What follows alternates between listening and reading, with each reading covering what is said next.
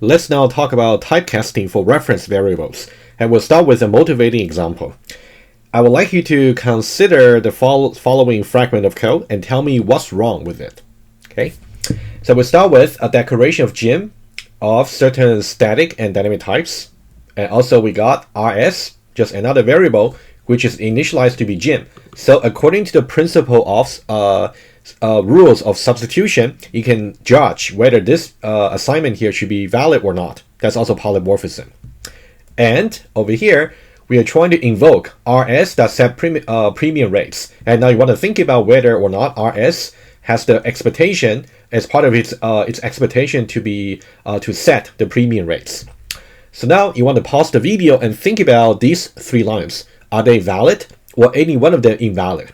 Okay, pause the video and think about it. Assuming that you thought about it, let's now go over them quickly. Okay, let's now take a look over here. So what we have is this. Here we have gym declared with static type students.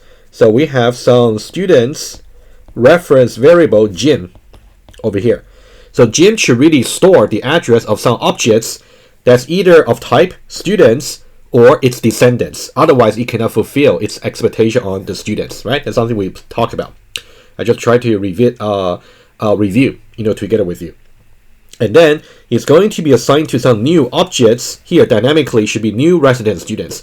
And should this dynamic type be valid? According to the rule of substitution, can resident students fulfill the expectation of students over here? Indeed, it can, because resident student is a descendant class of student, so that's okay. All right, so what's going to happen is it's now going to point to a resident students objects over here. Okay, let me just draw better. So this will be a resident students. Okay, so it's going to be a resident students. Okay, and of course the name will be let's say J Davis. Okay, let's not worry about writing the name on the box. The next line over here, so we got another variable over here. Let me use a different color. Let's say resident students rs over here. So that means we actually got rs over here, and then it's let me just put it maybe on the same side. Let's say rs declared to be resident students. Okay, and our intention is we want to say rs is assigned to gym, meaning that we want to let rs point to wherever gym is pointing to. That's what we want to do, right? That's the intention.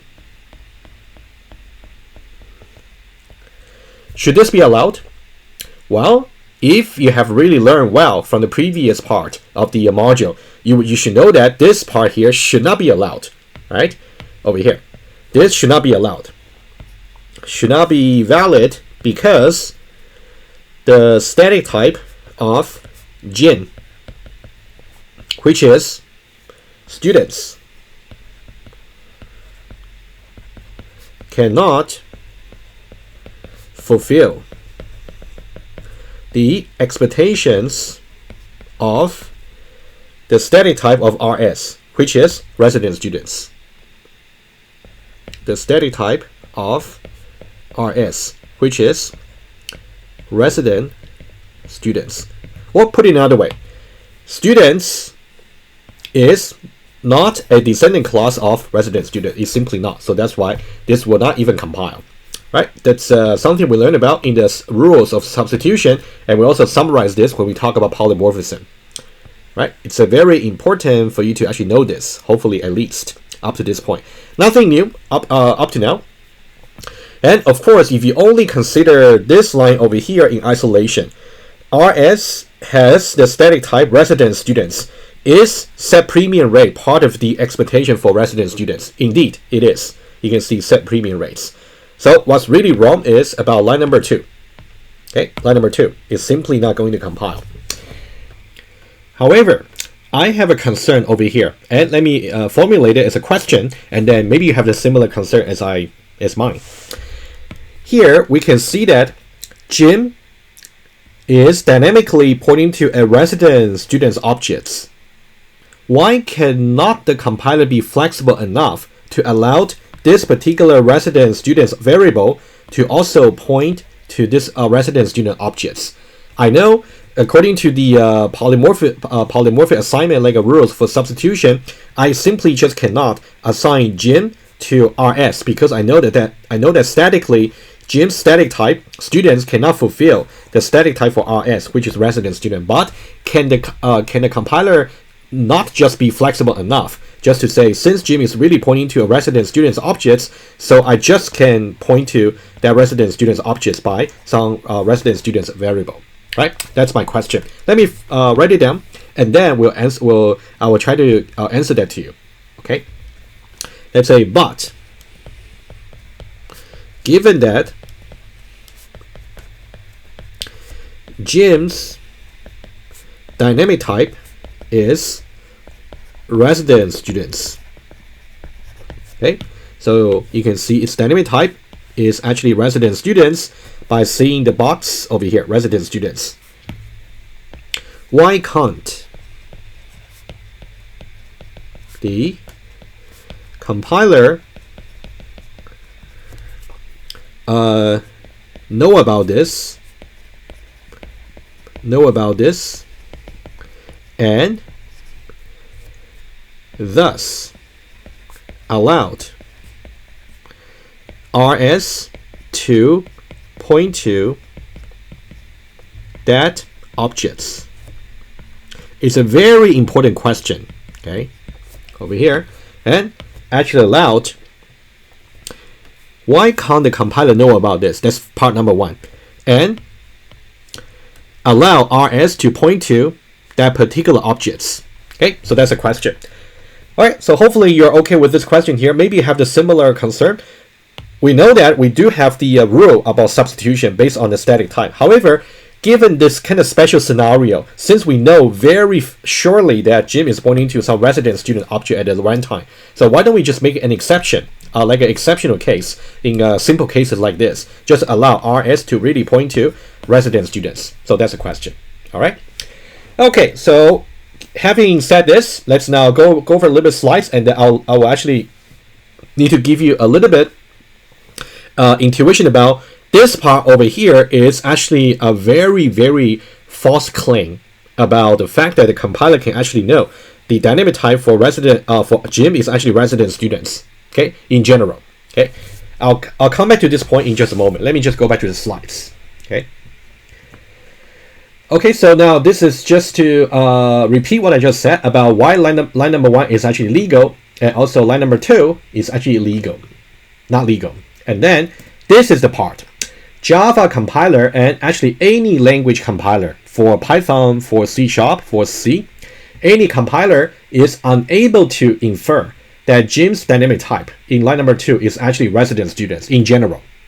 Okay, or put it another way, any compiler is unable to infer the dynamic type for any variable at any points in general. It's simply not possible. Okay, let me now try to go a little bit deeper into this point here by presenting to you what I call A+ challenge. Okay, so this challenge goes like this. I'm going to describe some computational problem to you. Okay, if you're able to write to me a solution to this particular problem, which I'm going to describe in any of the language you prefer. You can write a solution in Java, you can write a solution in Python, or any language. If you're able to develop the solution to the problem that I'm going to describe, I will give you an A+ right away for 2030, EECS2030 for this course over here. Right away, without hesitation. So here's the problem. Your program is actually going to take two inputs. Okay, one input will be some OOP, some object-oriented program. For example, it can be my class.java. I'll give you one example in a moment. The input number one is going to be some object-oriented program. Presumably it compiles, and also the name of some variable. Okay, so this will be the name of some variable. So variable name. And what should be the output? Somehow your program is going to do some magical computation, and then it's going to return the dynamic type, the last dynamic type specifically of the variable s, which is the second input. Okay, let me give you one example. So this can be your input number one, over here, let's say this is my class over here, and then it simply declare S to be of static type students, and then let's say the last line of the program is simply to reassign S to be new resident students. We know that it's actually valid substitution. So we know that the last dynamic type for S would just be resident students, right? In this case, the output would just be resident students.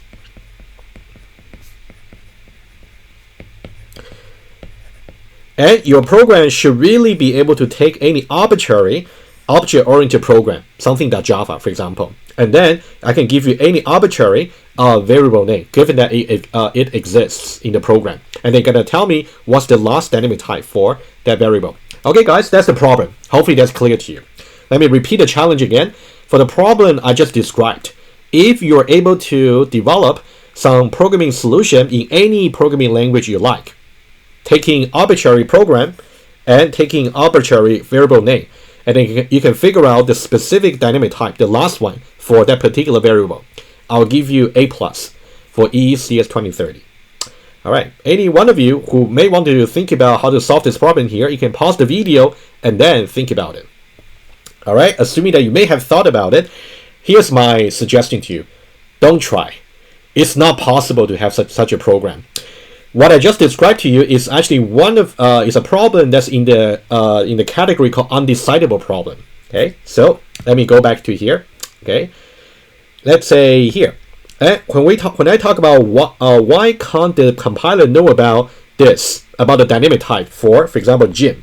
For this particular simple case, it might be okay, but in general, the compiler just cannot figure out or invert the dynamic type for any variable from an arbitrary program. So this is so-called an undecidable problem.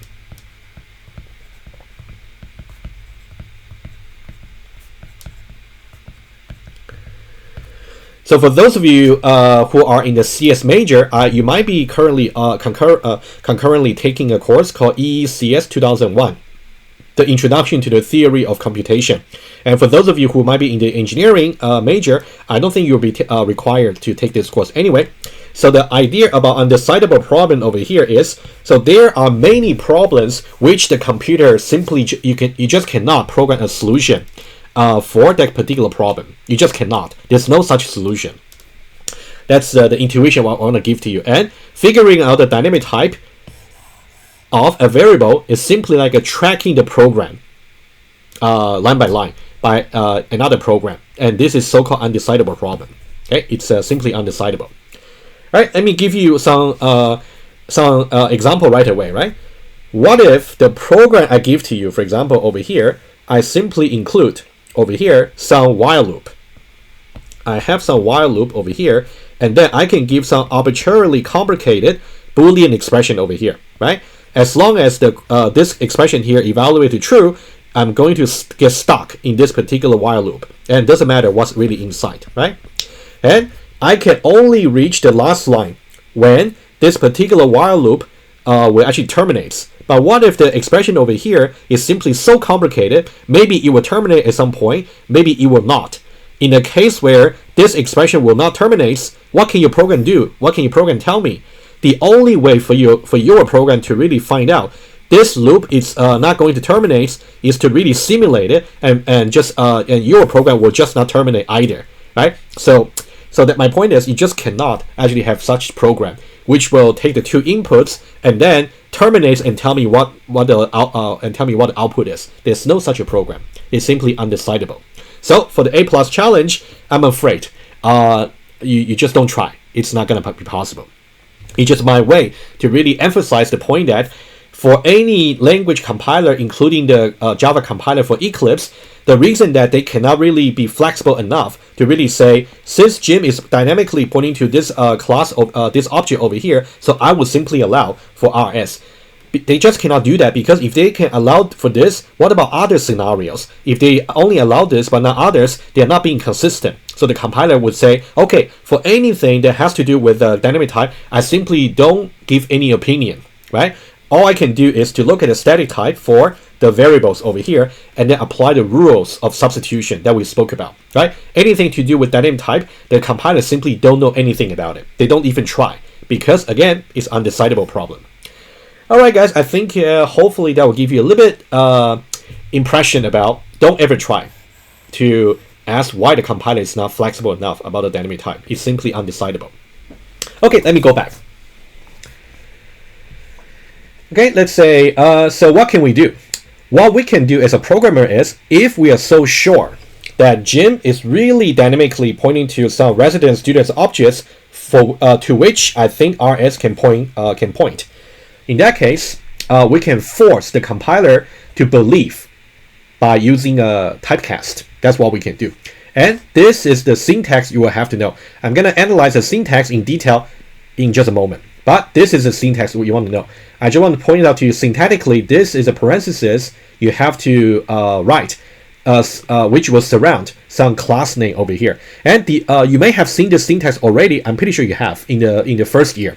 But what you put inside may be just a double, right? It's like a primitive type. But in the context of the reference type casting we are talking about right now, whatever we put here will be a class name. So it's a reference type. We are not talking about simple cases like an integer or double or boolean. That's not what we're talking about. We're talking about some reference, some class name over here.